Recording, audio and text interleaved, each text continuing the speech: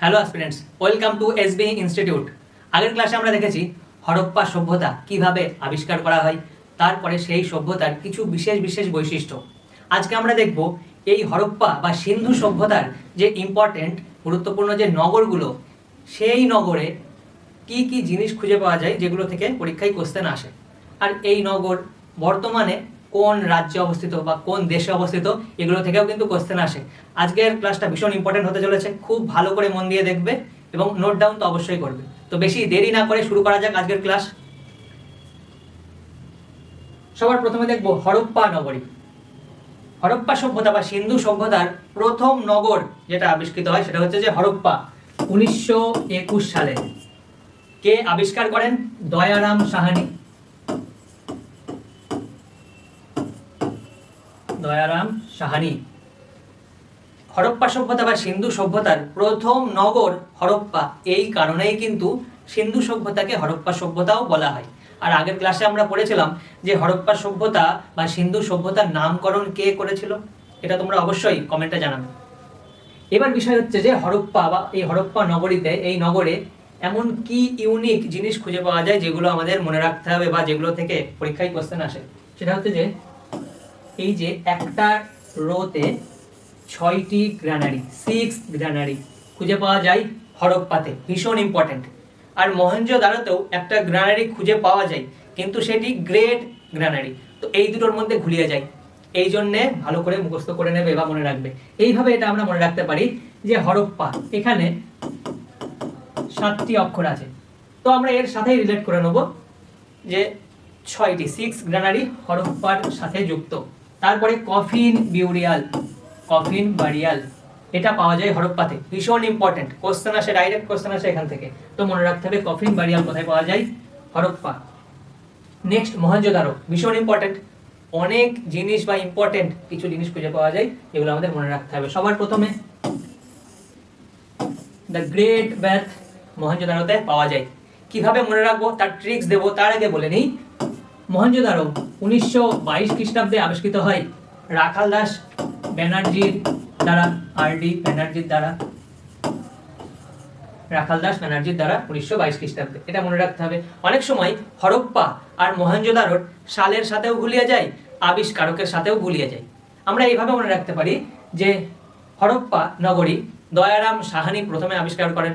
যেখানে D, Dayaram Sahni D English অ্যালফাবেটে প্রথমে আসছে, তারপরে আর.ডি. ব্যানার্জি আর অনেক পরে আসছে, অর্থাৎ মহেঞ্জোদারো তার 1 বছর পরে আবিষ্কৃত হয়, অর্থাৎ মহেঞ্জোদারো পরে আবিষ্কৃত হয় হরপ্পার। ঠিক আছে, আর 1922 সালটা তো মনে রাখতেই হবে। তারপরে আর আবিষ্কৃত হয় দি গ্রেট গ্রানারি।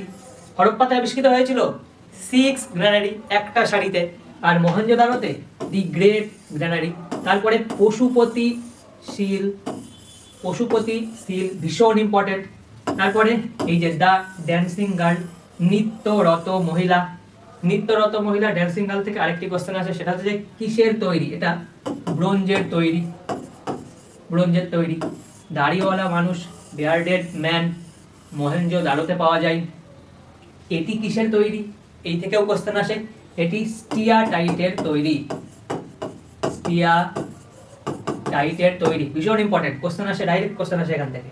তারপরে এবার এই সমস্ত জিনিস মহেঞ্জোদারোতেই পাওয়া যায়, এটা আমরা কিভাবে মনে রাখবো? গ্রেট বাথ, বিশাল স্নানাগার, যেখানে হরপ্পা বা সিন্ধুবাসীরা স্নান করে সাইডে দাঁড়িয়ে থাকতো। গ্রেট বাথ, বিশাল স্নানাগার, স্নান করে দাঁড়িয়ে থাকতো, দাঁড়িয়ে থেকে দাঁড়ো আমরা রিলেট করে নেব। তারপরে গ্রেট গ্রানারি, এই যে নিচে দেখো একটা মানুষ দাঁড়িয়ে আছে, নিচে থেকে উপরের দিকে তাকিয়ে দেখতে হতো, দাঁড়িয়ে তাকিয়ে দেখতে হতো, মহেঞ্জোদারো গ্রেট গ্রানারি। পশুপতিশীল, এটা এমনি মুখস্থ করতে হবে। তারপরে দাঁড়িয়ে থাকা মহিলা, ড্যান্সিং গার্ল, এই যে দাঁড়িয়ে আছে, দাঁড়িয়ে আছে মহেঞ্জোদারো। তারপরে দাড়িওয়ালা মানুষ, দাড়িওয়ালা মানুষ মহেঞ্জোদারো। এইভাবে আমরা এই সমস্ত ইনফরমেশনগুলো কানেক্ট করে নিতে পারি, পার্মানেন্টলি মুখস্থ হয়ে যাবে। নেক্সট চানহুদারো। চানহুদারোর একটা ইউনিক ফিচার হচ্ছে যে চানহুদারোতে কোনো সিটাডেল ছিল না, সিটাডেল বিহীন নগর, ভীষণ ইম্পর্টেন্ট। আর একটা ইউনিক নগর যেহেতু ছিল, তো এর থেকে ডাইরেক্ট কোশ্চেন আসে খুব, তো মনে রাখতে হবে চানহুদারোতে কোনো সিটাডেল ছিল না। কিভাবে মনে রাখবো তার জন্য আছে ট্রিক্স। আর চানহুদারও বিখ্যাত ছিল মাটির খেলনা তৈরির জন্য আর বিডস মেকিং এর জন্য, পুঁথি তৈরির জন্য। চানহুদারোকে এক প্রকার সিন্ধু সভ্যতার ইন্ডাস্ট্রিয়াল প্লেস বলা হয়, অর্থাৎ শিল্প কারখানার নগর। বিডস মেকিং আর মাটির পুতুল বানানোর জন্য বিখ্যাত। চানহুদারোতে সিটাডেল ছিল না, এটা আমরা কিভাবে মনে রাখতে পারি? আমরা ইমাজিন করে নেব যে চানহু বা চানু নামক একজন ব্যক্তি, পার্সন, তো তিনি চানহুদারোতে গিয়ে কোনো সিটাডেল দেখতে পাচ্ছে না। অন্যান্য নগরে যেমন সিটাডেল দেখা যায়, তো চানহুদারোতে কোনো সিটাডেল দেখতে পাওয়া যাচ্ছে না। তো চানু দাঁড়িয়ে দাঁড়িয়ে খুঁজছে কোন দিকে সিটাডেল। এইভাবে আমরা কানেক্ট করে নিতে পারি, আমাদের মনে থাকবে। নেক্সট, লোথাল। লোথাল কোথায় অবস্থিত? এর থেকে ডাইরেক্ট কোশ্চেন আসে। লোথাল গুজরাটে অবস্থিত। গুজরাটে অবস্থিত। এবার এই লোথাল ছিল সিন্ধু সভ্যতার বিখ্যাত বন্দর। বিখ্যাত বন্দর, এক প্রকার সিন্ধু সভ্যতার প্রধান বন্দর বলা যেতে পারে। এই কারণে তো লোথাল বিখ্যাত ছিলই, তার পাশাপাশি লোথালে পাওয়া যায় রাইস হাস্ক, ধানের তুষ পাওয়া যায়। তো এর থেকে আমরা বুঝতে পারি যে ওই এরিয়াতে কিন্তু ধান চাষ করা হতো। অবশ্য তুষটা এই অবস্থায় পাওয়া যায় না, একটু কালো অবস্থায় পাওয়া যায়, কারণ অনেক পুরনো। তো লোথাল বিখ্যাত ডকইয়ার্ডের জন্য। ডকইয়ার্ড আর রাইস হাস্ক, এই দুটির জন্য ভীষণ বিখ্যাত। নেক্সট, কালীবঙ্গান। কালীবঙ্গান কোথায় অবস্থিত? বর্তমানে রাজস্থানে অবস্থিত। রাজস্থানে অবস্থিত। কালীবঙ্গান নামটা এসেছে এই কালী ব্যাঙ্গেলস এর জন্য।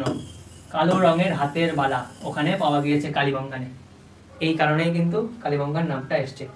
তারপরে কিছু ইউনিক সিমেট্রি পাওয়া গিয়েছে, কবরস্থান পাওয়া গিয়েছে। তারপরে কালীবঙ্গান আরেকটা কারণেও ভীষণ বিখ্যাত, সেটা হচ্ছে যে চাষ করা জমির উদাহরণ সেখানে পাওয়া গিয়েছে। তো চাষ যুক্ত জমি বা প্লাউড ফিল্ড বলা হয়,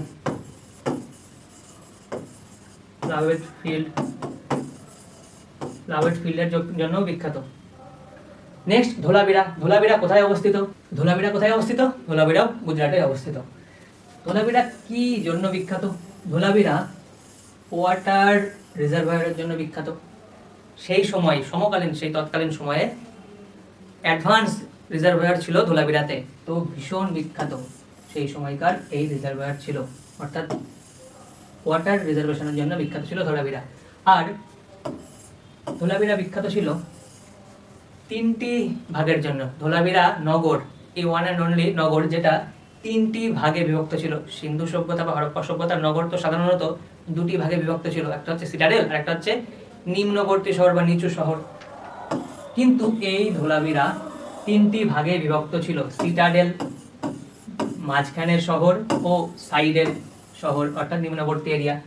তো এই কারণেও কিন্তু ধোলাবিরা ভীষণ বিখ্যাত, কোশ্চেন আসে ডাইরেক্ট এখান থেকে। নেক্সট, বানওয়ালি। বানওয়ালি এটি কোথায় অবস্থিত? প্রথমে আমরা জেনে নেব। এটি হরিয়ানাতে অবস্থিত। বানওয়ালি কি জন্য বিখ্যাত? বানওয়ালি এই কারণে বিখ্যাত, বানওয়ালিতে কোনো গ্রিড প্যাটার্নের নগর সেখানে পাওয়া যায়নি, গ্রিড সিস্টেম ছিল না। অন্যান্য নগরীতে যেমন এইরকম প্লাস চিহ্নের মতো রাস্তাগুলো ছিল, আর আশেপাশে এরকম বাড়িঘর ছিল, কিন্তু এখানে কোনো গ্রিড সিস্টেম পাওয়া যায়নি। আর এই নগরীতে জল নিকাশি ব্যবস্থাও ছিল না অতটা ভালো, এই কারণে বানওয়ালি বিখ্যাত। তারপরে আসছে রাখিগড়ি আর ভিরানা। ভিরানা এগুলো হরিয়ানাতেই অবস্থিত। রাখিগড়ি কি জন্য বিখ্যাত? রাখিগড়ি হচ্ছে ভারতে অবস্থিত হরপ্পা বা সিন্ধু সভ্যতার সবথেকে বড় প্রত্নকেন্দ্র, সবথেকে বড় আয়তনে, সবথেকে বড় সাইট ভারতে, এই কারণে রাখিগড়ি বিখ্যাত। তারপরে আসছে ভিরানা, এটা হচ্ছে সবথেকে পুরাতন সাইট ভারতে, সিন্ধু সভ্যতার সবথেকে পুরাতন সাইট, তো সবথেকে পুরনো হওয়ার জন্য বিখ্যাত। এগুলো মনে রাখতে হবে। খুব বেশি ফ্যাক্ট এর সাথে যুক্ত নেই, দু একটা ফ্যাক্ট যুক্ত, কিন্তু ভীষণ ইম্পর্টেন্ট এবং ইউনিক, এই কারণে কোশ্চেন চলে আসে এখান থেকে, তো এই জন্য ইগনোর করা যাবে না এগুলোকে। এবার আসছে অবক্ষয়, ডিক্লাইন বা পতন। কিভাবে পতন হয়? বিভিন্ন ঐতিহাসিক বিভিন্ন রকম মতামত দিয়ে গেছেন। কোন ঐতিহাসিক বলেছেন যে আবহাওয়ার পরিবর্তনের কারণে ধীরে ধীরে হরপ্পাবাসীরা অন্য দিকে শিফট হয়ে যায় এবং পুরনো শহরগুলি ফেলে রেখে চলে যায় এবং তার পরবর্তীকালে ধ্বংস হয়ে যায় সেগুলো। কিছু কিছু ঐতিহাসিক বলেন ফ্লাড অর্থাৎ বন্যার কারণে বন্যা হয় সিন্ধু বা সিন্ধুর উপনদীগুলিতে বন্যা দেখা দেয়, যার ফলে এই নগর সভ্যতা ধ্বংস হয়ে যায় কমপ্লিটলি। আবার কিছু কিছু ঐতিহাসিক বলেন যে আর্যদের আক্রমণ হয়েছিল, অর্থাৎ আর্যরা আক্রমণ করেছিল। আর্যরা ভারতবর্ষে এসেছিল এই হরপ্পা নগরীর ওপর দিয়েই এবং ওরা আসার সময় হরপ্পা নগরগুলোকে ধ্বংস করে দিয়েছিল। বেশিরভাগ ঐতিহাসিক এই তথ্যটাকে বিলিভ করে না, বেশিরভাগ ঐতিহাসিক বিলিভ করে ওই আবহাওয়া পরিবর্তনের বিষয়টাকে। তো এই বিতর্কে আমরা যাব না। এখান থেকে কম্পিটিটিভ এক্সামে ডাইরেক্ট কোশ্চেন হয়তো আসবে না যে এক্স্যাক্ট কোন কারণে হরপ্পা সভ্যতা ধ্বংসপ্রাপ্ত হয়, তবে কনসেপ্ট আমাদের একটু জেনে রাখা ভালো। এবার আমরা কিছু কোশ্চেন করব। তো সবার প্রথমে তোমরা কোশ্চেনগুলো ভালো করে পড়বে আর অ্যান্সার করার চেষ্টা করবে। আর যদি অ্যান্সার করতে না পারো তাহলে আমার অ্যান্সারগুলো প্রথমে দেখে নেবে, তারপরে নোট ডাউন করে নেবে। প্রথম কোশ্চেন, সিন্ধু সভ্যতার প্রধান বন্দর কোনটি ছিল? সিন্ধু সভ্যতার প্রধান বন্দর একটু আগেই বললাম, সেটা হচ্ছে লোথাল। কোথায় অবস্থিত? গুজরাটে। লোথালে আর কি কি পাওয়া যায়? Rice husk. নেক্সট, মহেঞ্জোদারো শব্দের অর্থ কি? মহেঞ্জোদারো শব্দের অর্থ হচ্ছে মৃতের স্তূপ। সবাই হয়তো জানো, ভীষণ ইজি কোশ্চেন, তার কারণ মাঝে মাঝেই এই কোশ্চেন তোমরা পরীক্ষায় হয়তো দেখেছো, আসলেও সবাই তোমরা পারবে। নেক্সট, হরপ্পাবাসীরা কোন ধাতুর ব্যবহার জানতো না? হরপ্পাবাসীরা কোন ধাতুর ব্যবহার জানতো না? কোশ্চেনটা ভালো করে পড়তে হবে। লোহার ব্যবহার জানতো না। বিশাল স্নানাগার, গ্রেট ব্যাথ, স্নান করার পরে দাঁড়িয়ে থাকতে হয়। কোথায়? দারো, মহেঞ্জোদারোতে। নেক্সট, কালীবঙ্গান কোন রাজ্যে অবস্থিত? কালীবঙ্গান, কালীবেঙ্গল কোথায়? ভারতের রাজস্থানে। সুরকোটাটা কিসের জন্য বিখ্যাত? সুরকোটাটা কিসের জন্য বিখ্যাত? সুরকোটাটা হচ্ছে ঘোড়ার হাড়ের জন্য বিখ্যাত। একটা ঘোড়ার হাড়ের টুকরো পাওয়া গিয়েছে সুরকোটাটাতে। নেক্সট, সিন্ধু সভ্যতার লিপির নাম কি ছিল? সিন্ধু সভ্যতার যে লিপি, মানে ওরা যেভাবে লিখে রেখে গেছে সেই লিপির নাম কি? এটা আগের ক্লাসে হয়েছিল, আশা করি অ্যান্সার করতে পারবে। সেটা হচ্ছে যে বস্ত্রপীড়ন পদ্ধতি। প্রথমে ডান দিক থেকে বাদিকে, তারপরে আবার বাদিক থেকে ডান দিকে লেখা হতো। ধোলাভিরা শহরটি কোন রাজ্যে অবস্থিত? ধোলাভিরা গুজরাটে অবস্থিত। সিন্ধু সভ্যতার মানুষেরা প্রধানত কিসের পূজা করত? পশুপতি শিব। পশুপতি শিব সিল, এই সিলটি কোথায় পাওয়া যায়? মহেঞ্জোদারোতে পাওয়া যায়। সিন্ধু সভ্যতার শিলমোহর প্রধানত কি দিয়ে তৈরি হতো? শিলমোহর প্রধানত স্টিয়াটাইট দিয়ে তৈরি হতো। আর এই স্টিয়াটাইট দিয়ে তৈরি আরেকটি জিনিসের উদাহরণ দিতে পারবে? জানলে অবশ্যই কমেন্টে জানাও। চানহুদারো শহরটির প্রধান বৈশিষ্ট্য কি? চানহুদারোতে কি নেই? সিটাডেল নেই। সিটাডেল বিহীন শহর। চানহু গিয়ে দাঁড়িয়ে খুঁজছিল সিটাডেল কোথায়, সিটাডেল কোথায়। সিন্ধু সভ্যতার পরিমাপ ব্যবস্থায় ওজনের একক কি ছিল? ওজনের একক কি ছিল? 16 গুণিতক, আগের ক্লাসে করানো হয়েছে। নেক্সট, দাড়িওয়ালা ব্যক্তির মূর্তি কোথায় পাওয়া গেছে? দারো, মহেঞ্জোদারো। নেক্সট, সিন্ধু সভ্যতার শহরগুলি কোন নগর পরিকল্পনা পদ্ধতিতে তৈরি ছিল? কোন নগর পরিকল্পনা পদ্ধতি ছিল? Grid system, grid pattern. Next, Pashupati seal এ কোন পশুর চিত্র খোদাই করা নেই? ঘোড়া। তার কারণ ঘোড়ার ব্যবহার, ঘোড়ার দর্শন খুব বেশি পাওয়া যায়নি, একটি জায়গায় পাওয়া গিয়েছে, নাম হচ্ছে সুরকোটোটা। সিন্ধু সভ্যতার নামকরণ কে করেন? সিন্ধু সভ্যতার নামকরণ কে করে? আগের ক্লাসে করা হয়েছে, জন মার্শাল। কত সালে? 1924 সালে। সিন্ধু সভ্যতার দক্ষিণতম বিন্দু কোনটি? দাইমাবাদ। বর্তমানে কোন রাজ্যে অবস্থিত? মহারাষ্ট্রে। তো আজকের ক্লাস এই পর্যন্তই। আশা করি তোমরা সবাই ক্লাসটা খুব ভালো করে দেখেছো এবং পয়েন্টগুলো নোট ডাউন করে নিয়েছো।